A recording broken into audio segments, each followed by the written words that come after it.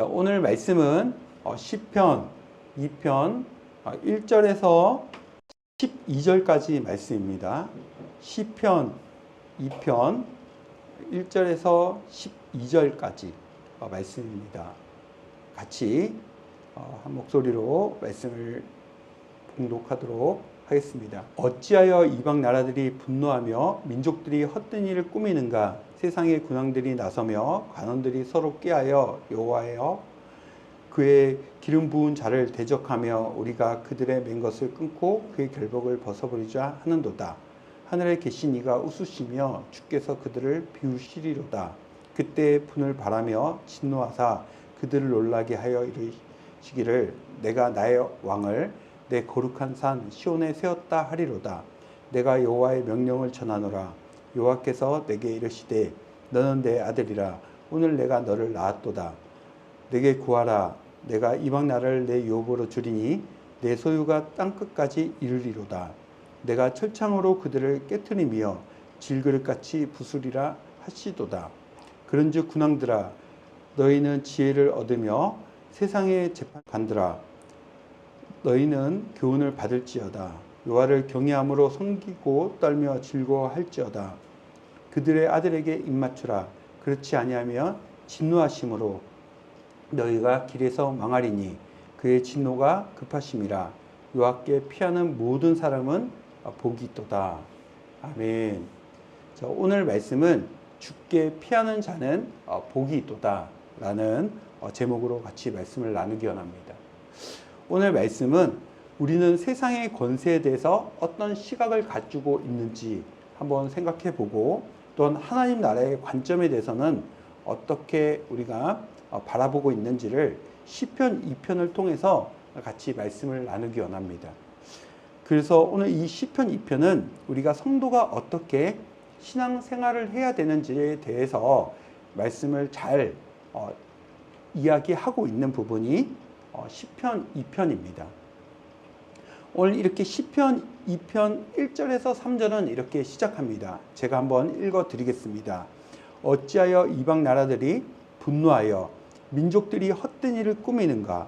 세상의 군왕들이 나서며 관원들이 서로 꾀하여 여호와와 그의 기름 부은 자를 대적하며 우리가 그들의 맨 것을 끊고 그의 결박을 벗어버리자 하는도다. 아멘. 우리가 세상을 바라볼 때 세상은 매우 크고 교회는 매우 초라해 보인 적이 있습니다. 제가 이제 청년 때 일인데 이제 예수를 믿고 있는 저에게 이제 교회를 가려고 생각하고 있었습니다. 그런데 이제 제가 일을 하고 있었기 때문에 그 기업의 사장이 엄청 크게 보였습니다. 그래서 교회를 가고 싶은데 교회를 가고 싶다라는 말을 못하게 써서 이제 수요일 날이었는데 예배가 7시 반이었습니다. 그래서 교회를 가고 싶은데 6시가 되고 6시 반이 되고 7시가 되어 가니까 내 안에서 너무나도 교회를 가고 싶은데 잔업을 해야 되니 교회를 못 가는 그런 상황이었습니다. 그래서 예배 시간이 다 되어 가니까 제가 그 사장님한테 이렇게 말했어요. 저 화장실 잠깐 다녀오겠습니다. 그러니까 그래 태섭씨 화장실 다녀오세요. 그렇게 얘기하는 것이었어요. 그래서 제가 이제 화장실에 가서 딱 앉으니까 마침 그 시간이 딱 7시 반이었습니다. 그때 제가 너무 예배 드리고 싶은데 지금 예배 드릴 수 없어서 화장실에서 소리 내지 않고 오열하면서 운 적이 있습니다.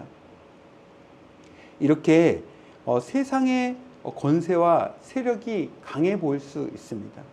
오늘 말씀에도 뭐라고 이야기합니까? 나라가 분노하고 민족이 하나님을 반대하는 일이 생긴다라고 이야기하고 있습니다. 오늘 무엇입니까? 한 사람, 두 사람이 분노하는 것이 아니라 세상에서는 나라가 분노한다는 거예요. 그리고 하나님을 반대하는데 한두 명이 하나님을 반대하는 것이 아니라 민족이 일어나서 하나님을 반대한다는 거예요.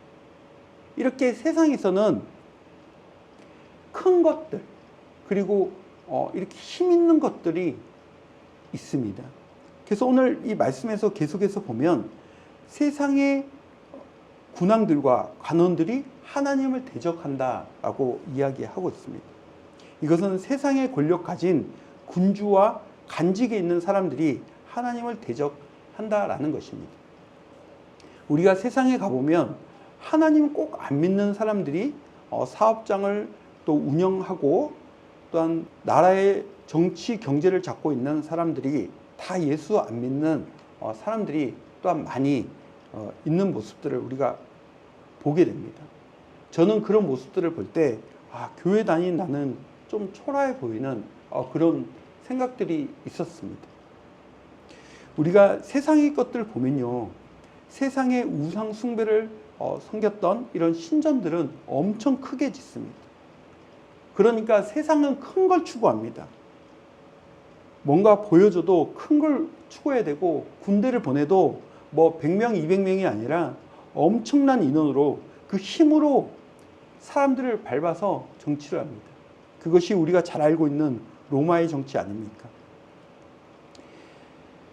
그래서 우리는 예수를 믿는다고 하면서도 어느 순간인가 세상의 원칙으로 교회에 들어와서 교회에 적용하는 모습을 많이 보입니다.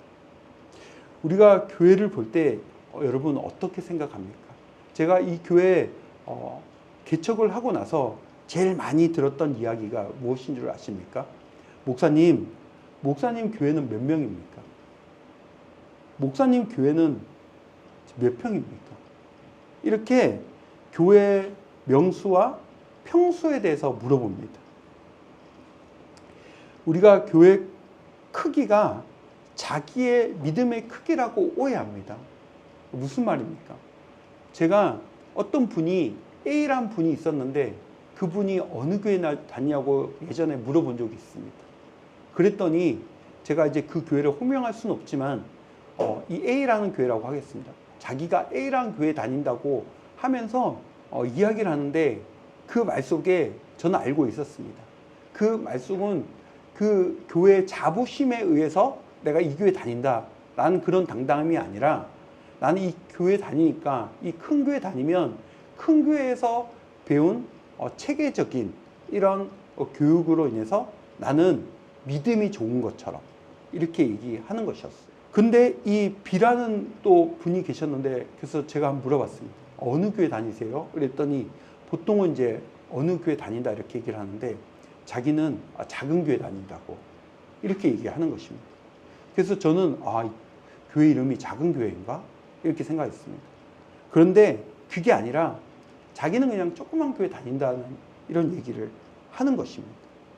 이렇게 우리가 자칫 잘못하면 교회 크기가 내가 큰 교회 다니면 믿음이 큰 것처럼 오해할 수 있다라는 것입니다. 제가 예전에 이제 명동의 길을 걷고 있는데 우연치 않게 이제 두 청년이 옆에서 대화를 옆에서 듣게 되었습니다. 길을 걷는데 이제 A라는 청년이 이렇게 얘기하는 거예요. 내가 교회를 선택해야 되는데 어느 교회를 선택해야 되냐고 이렇게 B라는 청년에게 물어봤습니다. 그랬더니 B라는 청년이 뭐라고 이야기한 줄 아십니까? 교회를 선택할 때는 큰 교회를 선택해야 돼 라고 이야기를 하는 것입니다. 그래서 A라는 청년이 물어봤습니다. 왜 큰 교회를 선택해야 돼? 라고 했더니 B라는 청년이 큰 교회 가야 우리가 선교로 가도 50% 지원이 나오고 큰 교회 가야 많은 혜택을 받을 수 있다고 이렇게 이야기하는 것이었습니다. 저도 이 교회가 크냐 작냐를 가지고 판단하는 것이 아닙니다. 여러분 오해하지 않기 바랍니다.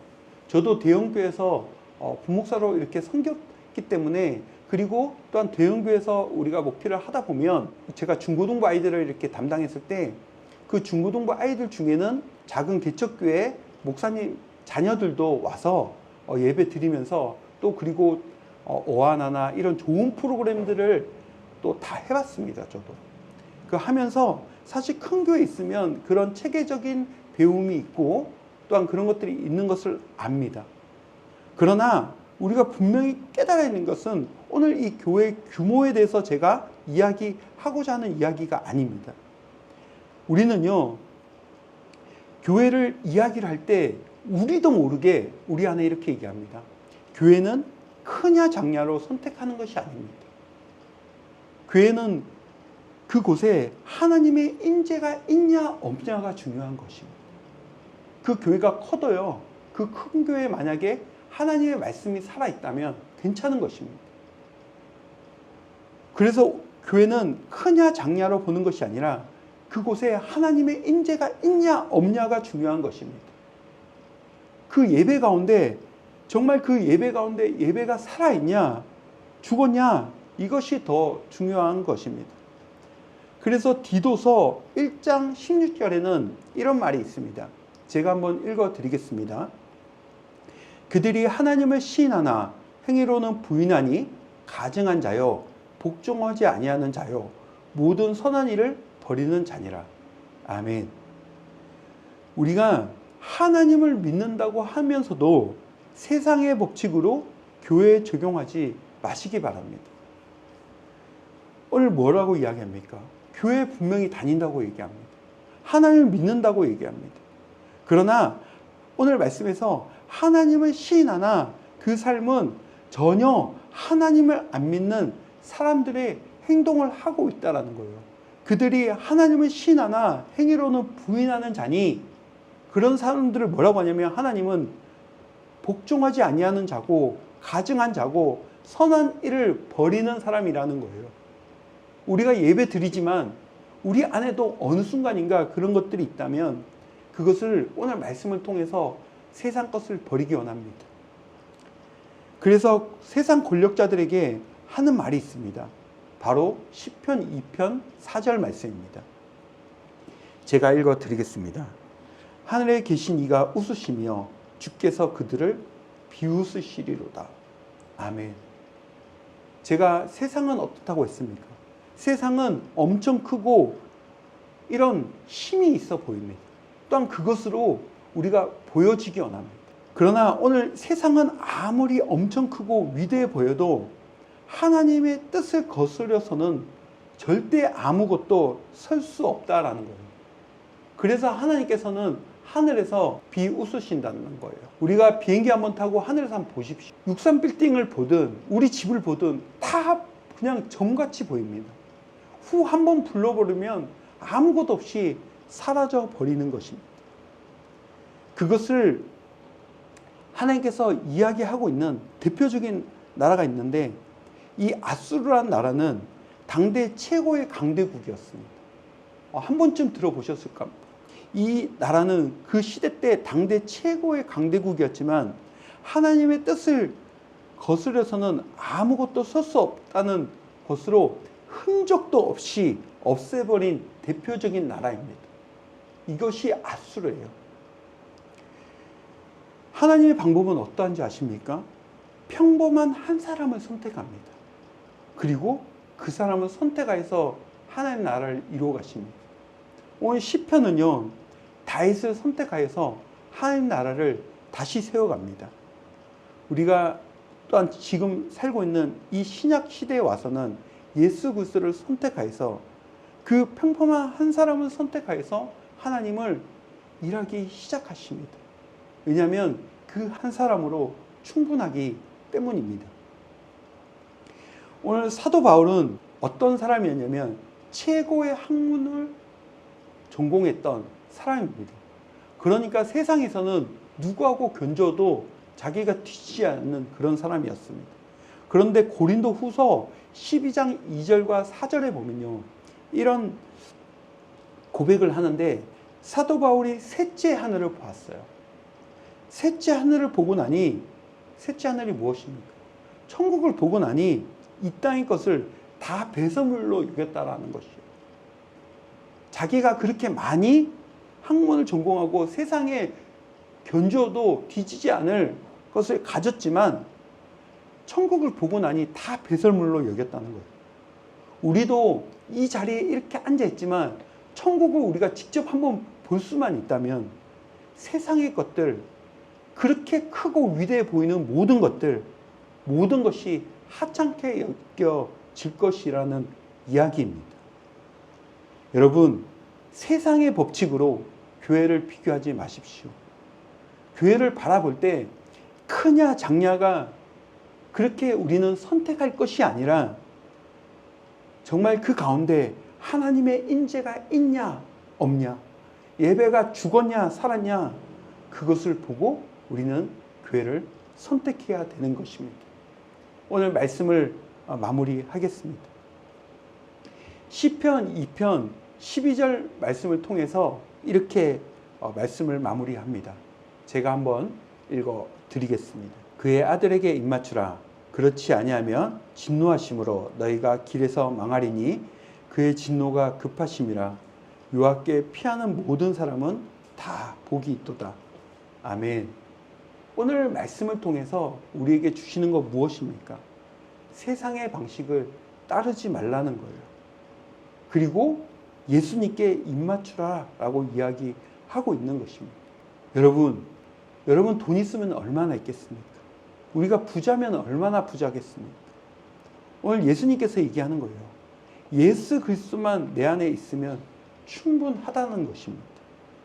이것이 하나님이 이 세상에서 우리에게 주시는 방식이다 라는 것입니다. 여러분, 우리 안에 예수님만 함께 하시잖아요. 평범한 한 사람을 들어서 아무도 믿지 않는 직장에서 복음의 역사가 다시 시작될 것이라는 것입니다. 이게 하나님의 방법입니다. 예수 그리스도로 충만한 한 사람이 있잖아요. 그러면 교회가 개척교회일지라도 하나님은 그 한 사람을 통하여서 그 교회가 이 땅을 변화시킬 거라는 겁니다. 그리고 또한 교회가 변화될 것이라는 겁니다. 또한 우리는 그런 멘토를 찾아야 됩니다. 여러분, 우리가 정말 그리스도 안에서 세상의 법칙을 가지고 들어오지 않고 정말 예수 그리스도로 충만한 그런 한 사람이 되어 보십시오. 그렇다면 여러분이 서 있는 그곳에서 모든 사람이 다 하나님을 섬기는 일들이 펼쳐질 것입니다. 우리가 가정 안에서 똑같습니다. 예수 그리스도로 충만한 한 사람이 가정에 서 있게 되면 그 가정이 복음으로 서 있던 가정이 아니었지만 그 한 사람으로 통하여서 그 모든 가정이 구원받고 예수 믿는 그런 가정이 분명히 될 것입니다.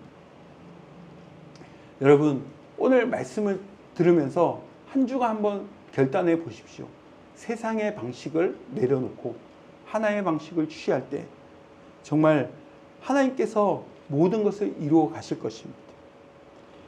오늘 인간의 힘으로 또한 우리가 살아왔던 것들, 인간의 힘이나 세상의 제도에 의지하는 것이 아니라 오늘 말씀에서 분명히 얘기합니다.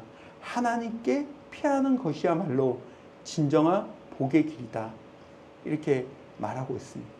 여러분, 한 주간 분명히 말씀 들었지만 어려움이 다가오십니까?